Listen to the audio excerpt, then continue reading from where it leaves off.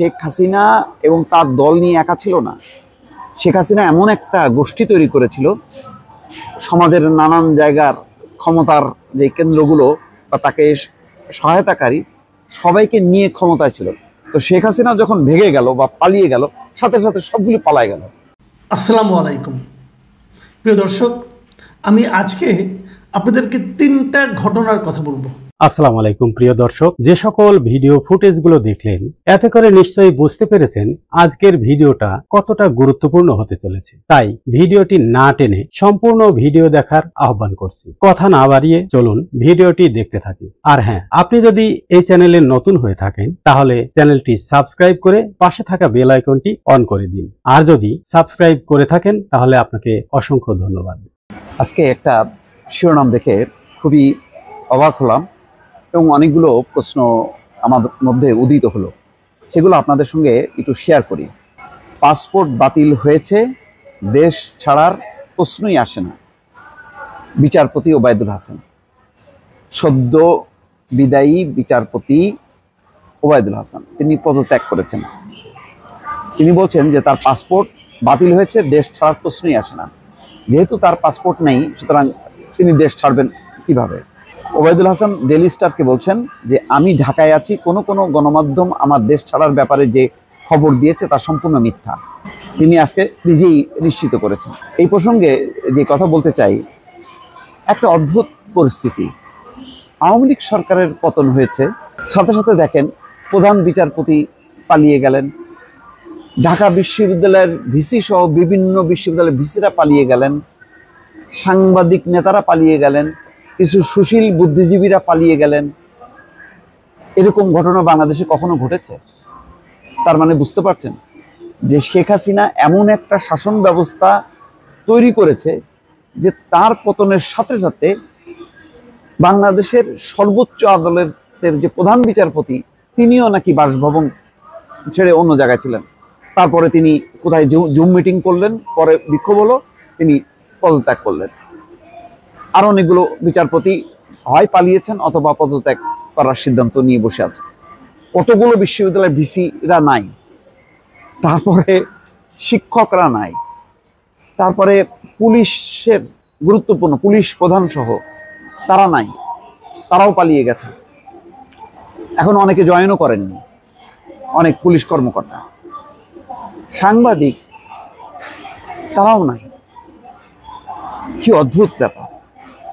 মানে বোঝেন যে শেখ হাসিনা এবং তার দল নিয়ে একা ছিল না। শেখ হাসিনা এমন একটা গোষ্ঠী তৈরি করেছিল, সমাজের নানান জায়গার ক্ষমতার যে কেন্দ্রগুলো বা তাকে সহায়তাকারী সবাইকে নিয়ে ক্ষমতায় ছিল। তো শেখ হাসিনা যখন ভেঙে গেল বা পালিয়ে গেল, সাথে সাথে সবগুলি পালায় গেল। বাংলাদেশের ইতিহাসে এটা নজিরবিহীন। আমি শুধু বাংলাদেশ বলবো না, এটা বিশ্বের গণতান্ত্রিক ইতিহাসে এরকম নেই। এটা হয়েছিল আফগানিস্তানে, আরও হয়তো একটা দুইটা দেশ বলতে পারবো, কিন্তু কোনো দেশে সরকার পতন বা পদত্যাগ বা পরিবর্তন, তার সাথে কিন্তু এতগুলো উইং, এতগুলো শাখা, সাংবিধানিক প্রতিষ্ঠান, স্বশাসিত প্রতিষ্ঠান, তারাও নাই। আচ্ছা, আর একটা কথা বলি, কখনো দেখেছেন যে একটা সরকার বা একটা দলের পতন হলে তার কোনো কার্যক্রম থাকে না?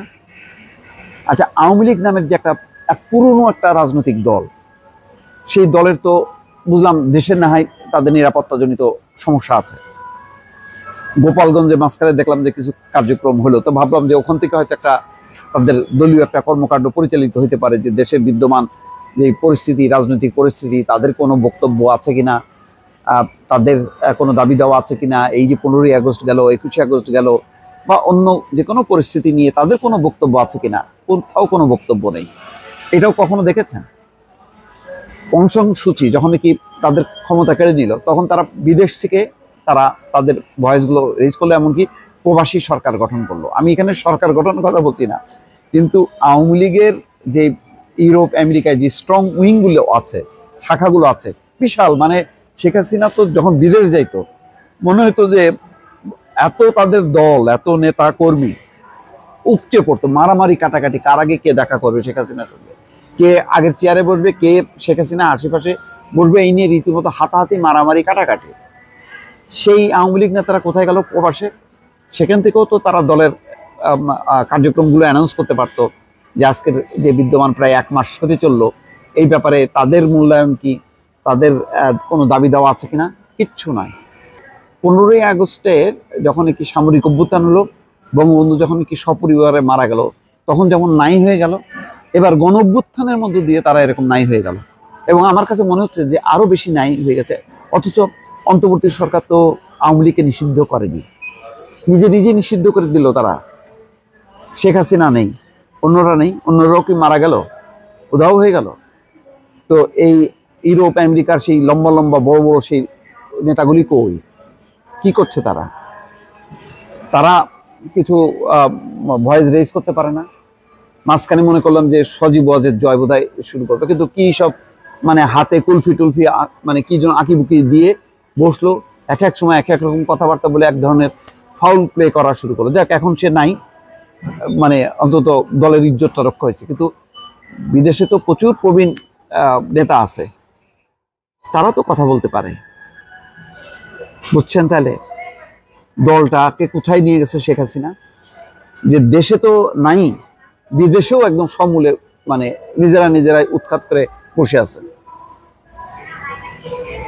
এমনকি সিগন্যাল তো দিলে হয় যে এই যে নাম শোনা যাচ্ছে আব্দুল হামিদ অথবা সেলিন আহমেদ আইবি, তারা দলটা চালাইতে পারে না, সেইটাও সেই সামর্থ্য নাই।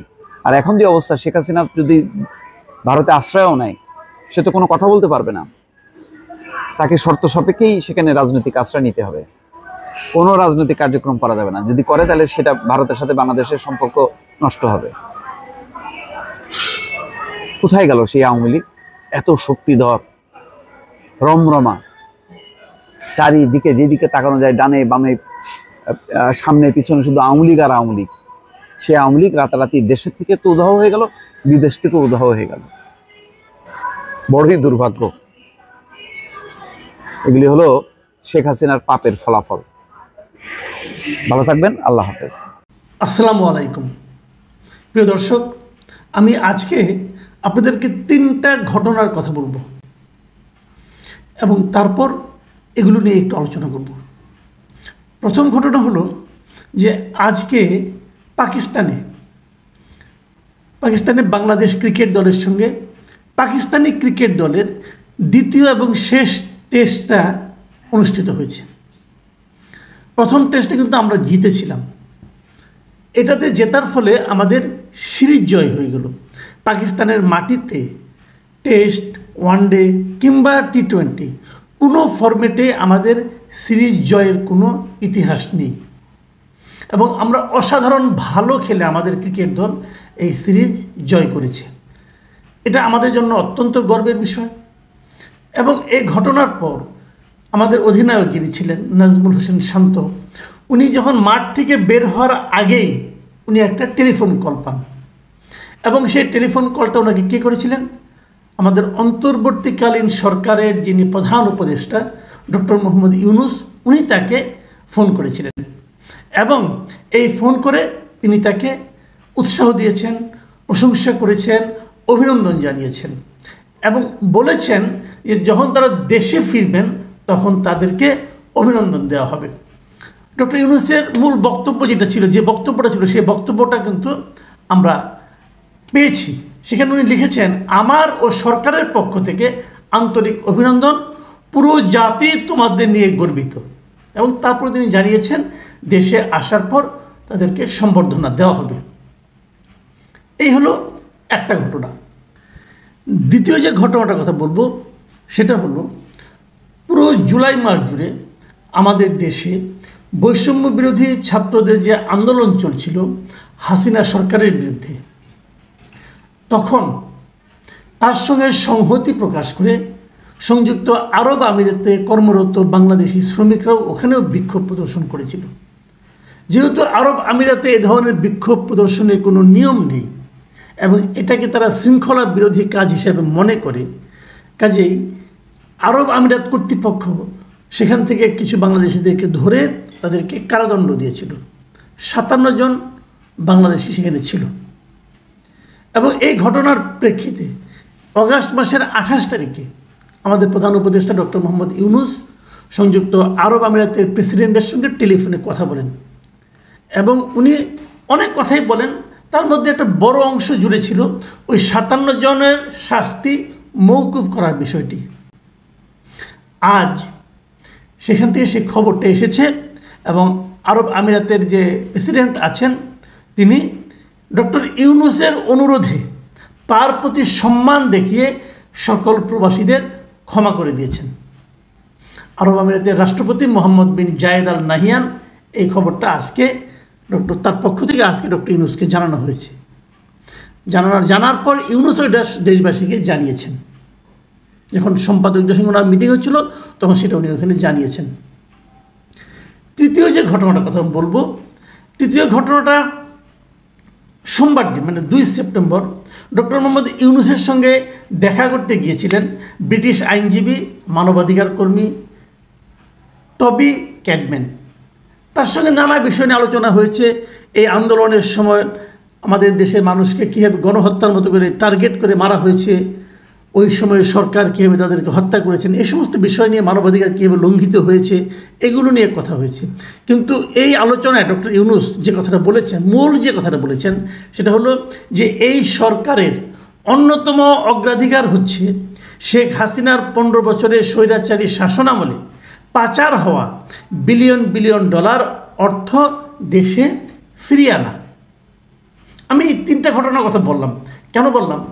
যে ডক্টর ইউনূস আমাদের দেশের অন্তর্বর্তীকালীন সরকারের প্রধান উপদেষ্টা বর্তমানে, মানে বেসিক্যালি উনি প্রধানমন্ত্রীর কাজটা করছেন এবং এই কাজটা করতে গিয়ে উনি কী করছেন তার একটা ধারণা আপনাদেরকে আমি দিতে চাচ্ছি। এবং আমি ধারণা তো আপনারা জানেন, সরি এটা আমি ভুল বললাম, আসলে আপনাদেরকে আমি কী ধারণা দেবো আপনারাও তো জানেন, আমি যেখান থেকে তথ্যগুলি নিয়েছি আপনারাও নিয়েছেন, কিন্তু আমার মনে যে অনুভূতিটা হয়েছে সেই অনুভূতিটা আমি আপনাদের সঙ্গে শেয়ার করতে চাই।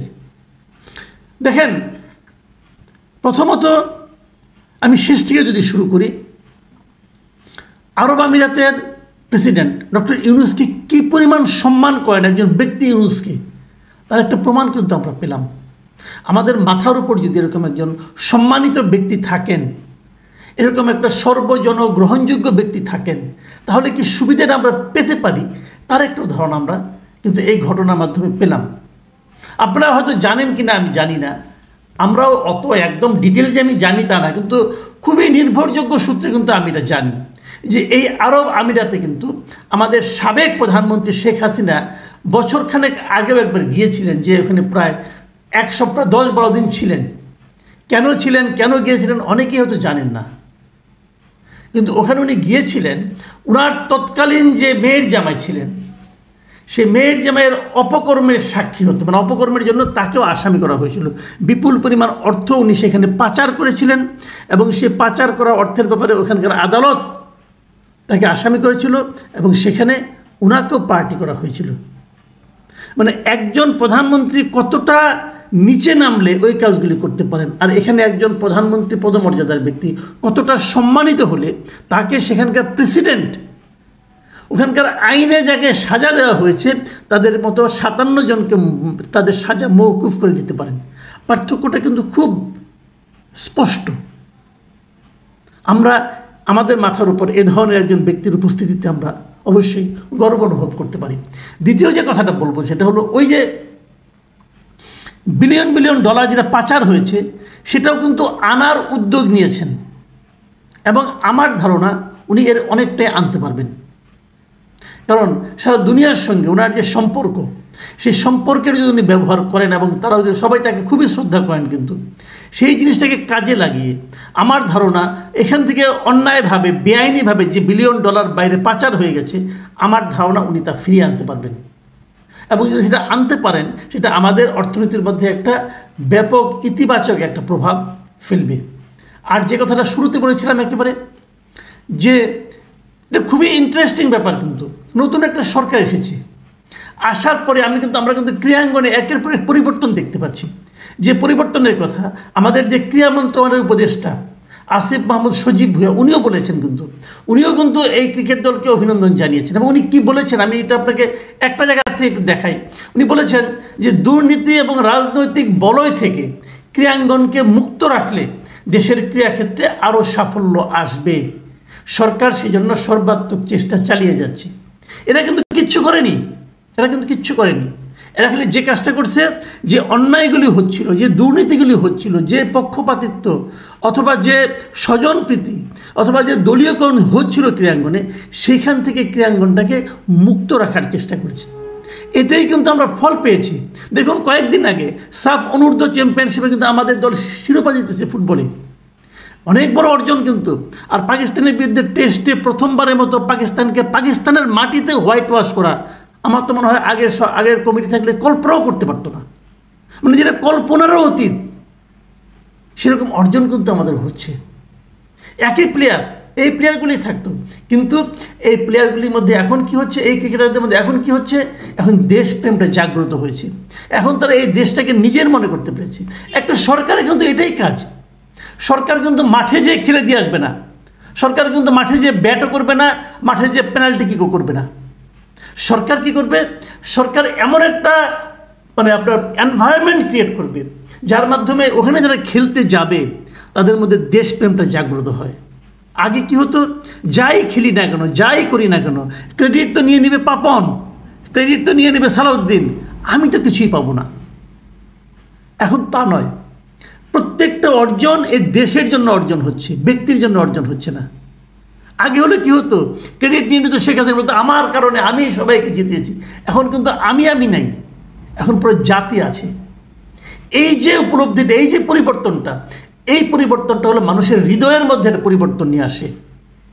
এবং প্রত্যেকটা খেলার মধ্যে স্কিল অবশ্যই প্রয়োজন, কিন্তু সেই স্কিলটাকে পরিচালনা কে করে, হৃদয় করে। যার হৃদয়ে যদি দেশপ্রেম থাকে, তার স্কিলে, তার নৈপুণ্যে সেই দেশপ্রেমটা ফুটে ওঠে। এই তিনটা ঘটনাই দেখেন আপনি, দেশপ্রেমের প্রমাণ ছাড়া এখানে আর কিচ্ছু নেই। আমাদের সামর্থ্য কম, আমরা অনেক কিছুই পারবো না, কিন্তু চেষ্টা তো করবো হৃদয় দিয়ে, আন্তরিকভাবে চেষ্টাটা তো করব। আমরা আশা করব সেই চেষ্টাটা সামনের দিনগুলোতে অব্যাহত থাকবে। প্রিয় দর্শক, এখন এ পর্যন্তই। আল্লাহ হাফেজ। প্রিয় দর্শক, সম্পূর্ণ ভিডিওটি দেখার জন্য আপনাকে ধন্যবাদ। ভিডিওটি দেখে কি উপলব্ধি করতে পারলেন তা কমেন্টে লিখুন। ফিরছি আগামী কোনো ভিডিওতে নতুন কোনো টপিক নিয়ে। ততক্ষণ পর্যন্ত ভালো থাকবেন, সুস্থ থাকবেন, এই শুভকামনায় আজ এ পর্যন্তই। আল্লাহ হাফেজ।